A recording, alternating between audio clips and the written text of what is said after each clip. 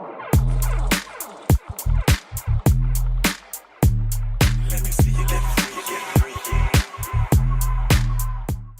everybody, welcome to the Julia Kamanga Show. I hope you're doing good. I hope everyone is staying safe and fighting the good fight. Stay angry, guys. The world is on fire right now, if we're going to be very honest and point blank with it. It's on fire right now, and we need to have conversations based on what's happening in the world. We always need to have these conversations, but right now a lot of different things are happening at the same time that we need to have a conversation on. And first and foremost, I'd like to apologize for not posting last Friday. I was not feeling well.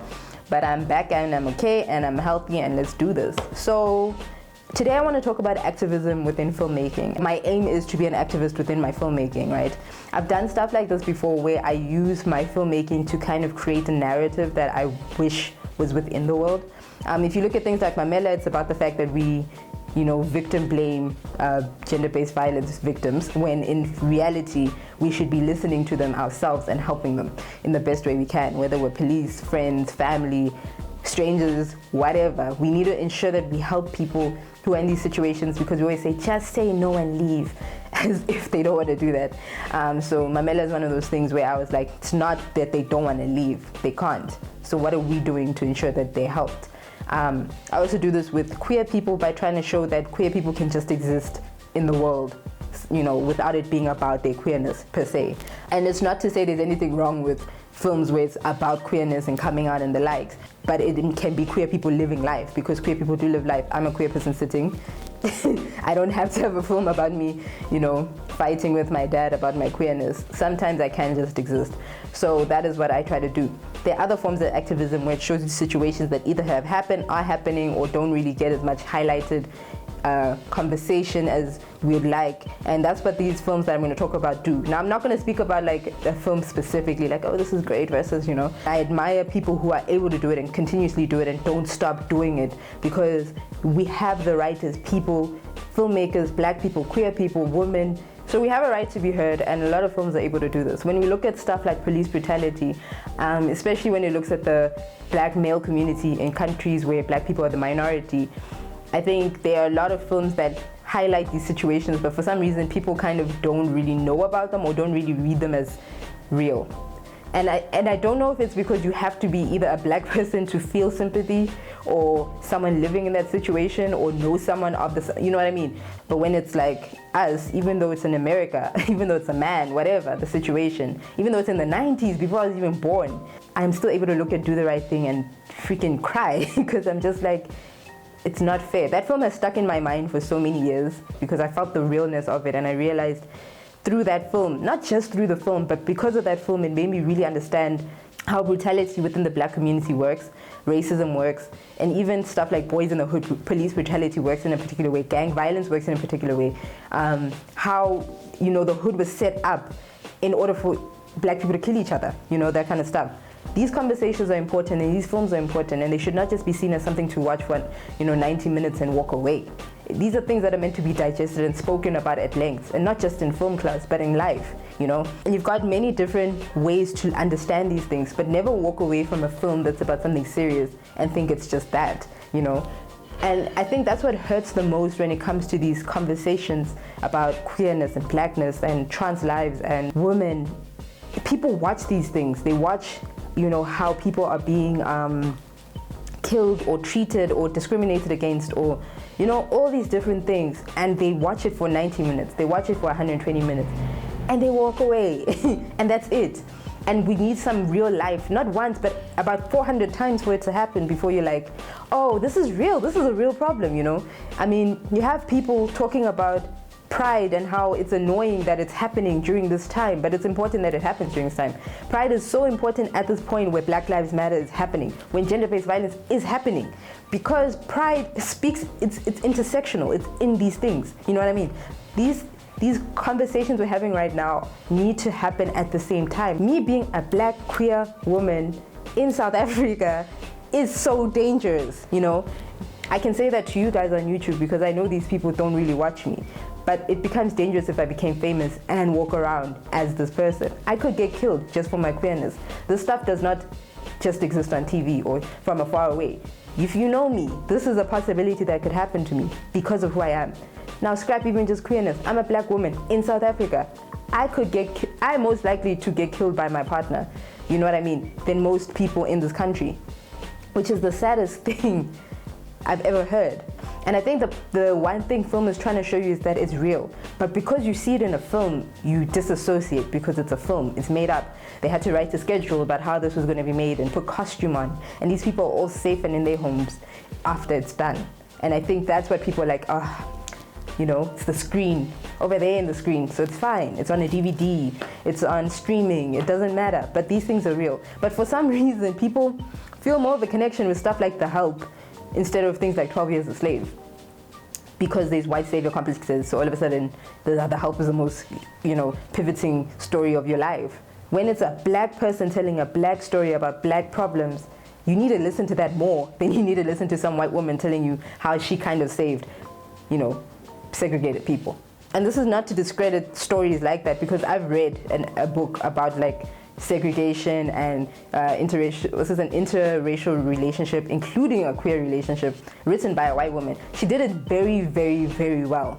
So that's why I was able to be like, because she did her research, I think, and I was like, okay, But you also have to listen to Octavia Butler, because she really understands these things. Do you know what I mean? Versus Robin Tilly. And this is not to say that she's a problem. I love her writing. If we're to look at, violence against women, you can look at things like For Colored Girls. Now, I understand Tyler Perry is the one who directed it, but if you look at the story in itself, because, Ms. Shange really came through for us, right? The stories within it are told in a way that hurts, because even if the film was told badly, okay, I liked it, but I was younger when I watched it. If I watch it now after doing film school, I'm not too sure how I feel. It made me so sad, because I can see a lot of people in these situations, if we were to just look at the story. From abortion, guys, you don't understand. This conversation is important. That girl's lucky she didn't die, because in reality, people die. My friend's cousin died because she had to get an illegal abortion. Because you make it seem like just because it's legal in South Africa, it's easy. Unless you're going to Mario Stopes where you have to pay money, you go to the hospital and they tell you you're careless for falling pregnant and they chase you away. Or they tell you to come back when it's 10 weeks and that's, a surgery. Do you understand? Like, these conversations are important. The story is told in America. You still have to remember that the context is still about women, right? Women getting HIV from their partners. It's not because her partner is gay, but also because partners cheating and infecting women and all those things are, situations that are real. Women getting raped because they went on a date thinking someone was safe and having to just sit there and let it finish. You know what I mean? The anger she felt when she looked down at that guy and beat him up. These things are important nuances that you have to understand when you consume content like this, because it's trying to tell you something about stuff we've been saying. These conversations have been happening for years. How many times must it be told? This play was written so many years ago. So many years ago. I was not even born. And these are still conversations that we're having. And I don't want my niece to have these conversations too. You look at things like Fruitvale Station.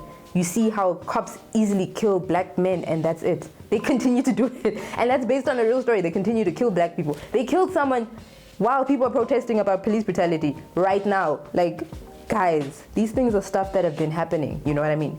You've got stuff like District 9. Now listen, people say District 9 is about apartheid. I disagree. District 9 is about xenophobia. It makes more sense if it's about xenophobia than apartheid. District 9 is about xenophobia and how the fact that as black people especially, I know they used a white character, which is the problematic part, but as black people especially, we are the same people, but you are going to kill a Zimbabwean guy and blame it on drugs.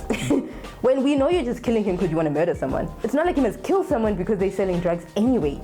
Don't kill people. But in reality, a lot of the people who are killed had nothing to do with the situation. The person who is killed is just walking home from work. Why are you not killing your friend Tabo over there? He's also selling drugs. So District 9 is, for me, a very good way to explain xenophobia in South Africa. You've got stuff like Set It Up, which also speaks about capitalism, right? And also blackness within capitalism. You're just trying to be a black woman who's at work and you get fired because you know someone who robbed the place. That's it, and you have to find a way to live. Because what else are you going to do?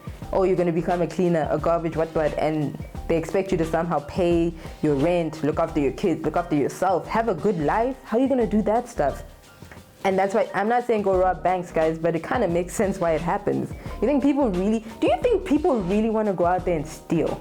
If everyone just had a good life, no one would be stealing from anyone. You've got shows like Pose. The funny thing is a lot of people disassociate with Pose because of how long ago it was based in, right? I think it's the 80s if I'm not mistaken. But in reality, Pose is now still relevant in the way that trans people are treated. And things like Pose are important because of how trans people are treated in the world. And you disassociate again because it's in America. But no, even you South Africa, Africa in general, trans people can't even be themselves in this continent. Yo, they will get killed, bruh. The minute they walk out of their house, it hurts. And these kind of things are important because you can just see that trans people are trying to live their lives and people aren't allowing them to live their lives. And they're highlighting this for you, even though it's surrounded by a ballroom. It's not just about that. It's about everything else around it and why the ballroom is important. And you have to look deeply within this. It's so important. You know, Paris is burning kind of lives right now. Like, you have to really understand that narrative. It's not just a thing that's there. You know, we've got things like Pariah, right? Which speaks on queerness and blackness and trying to navigate that, including actually the color purple will speak about queerness and blackness, womanhood, abuse. These all are important conversations that we've been having because everything is intersectional at the end of the day, as I said.